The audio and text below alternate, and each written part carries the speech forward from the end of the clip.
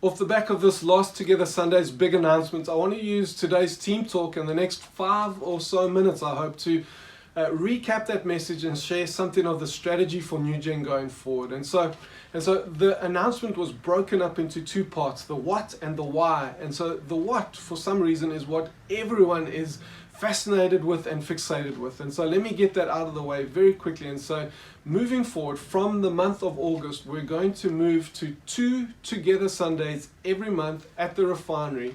And those are going to be on the 1st and the 3rd Sundays of every month.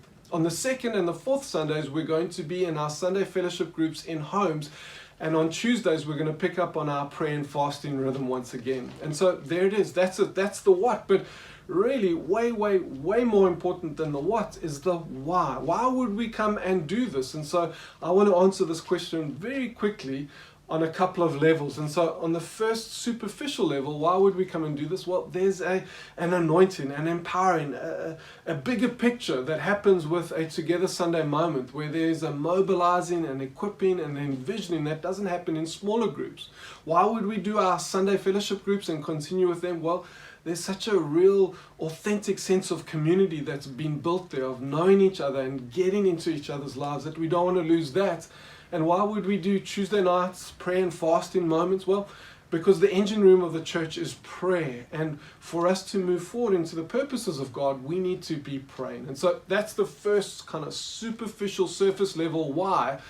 But let's go a little bit deeper and ask the question again, why? And so you would have heard me by now saying that I believe that for a church to be healthy, it operates in the rhythm of discipleship and mission, of knowing God and making Him known. And as NewGen, we've got such a strong discipleship element and such a strong discipleship culture undergirding that. But when it comes to mission and the missional culture, there is something of a deficit there. And for some reason, we've reduced mission to the Samaria and the outer ends of the earth, to social justice to the poor, and to going to Zimbabwe and Indonesia. That's what mission is. But in doing that and reducing it to that, we forget that there is a Jerusalem and a Judea that we're overlooking.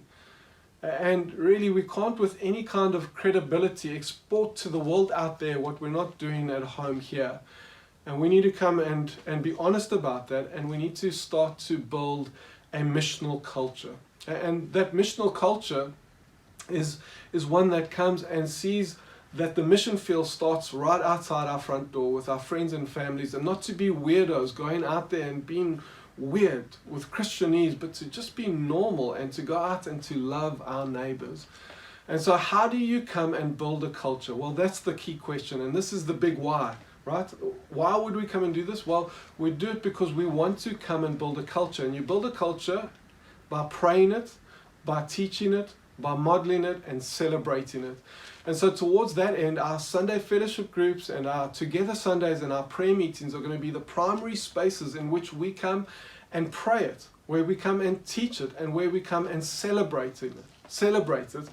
But it leaves that other one, the one of modeling. How do we come and work that out? Well, we want to come and prioritize Sundays and Tuesdays and not add additional burdens to come and get to additional things, so that we can create margin and the space for us as families and people to go out in the rhythms of everyday life to our friends and neighbors and begin to model it, so that we have then stories to come and to celebrate. And so that's why we're doing what we're doing. That's why we're doing this like this. But if I could just go a little bit deeper to another level, why would we do this? Why would we fight for a missional culture? Well, because of love. Because God loved us so much. He loved you so much that He sent His Son. And someone loved you enough to come and share the gospel with you. Do we not love others enough? And do we not hold the gospel in high enough regard to go and share it with other people? Well, it's a thing of love. And if I took it just another level deeper and asked the question, why is this thing of love important? Well, it comes down to whose kingdom are you building? Are you building your kingdom, building your wants, your desires, or are you building God's kingdom? And one of the surest ways to come and build God's kingdom is to come and to be on mission and to go and share the gospel with others out there. And if I went just one level deeper, one more, and said, why? Why would it be important to come and build God's kingdom?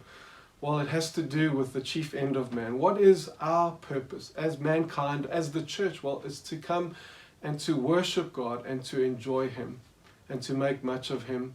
And so when we come and build His kingdom, when we come and build a culture that is missional, when we come and prioritize the model and the wineskin of church around things that build His kingdom, what do? We come and we worship Him.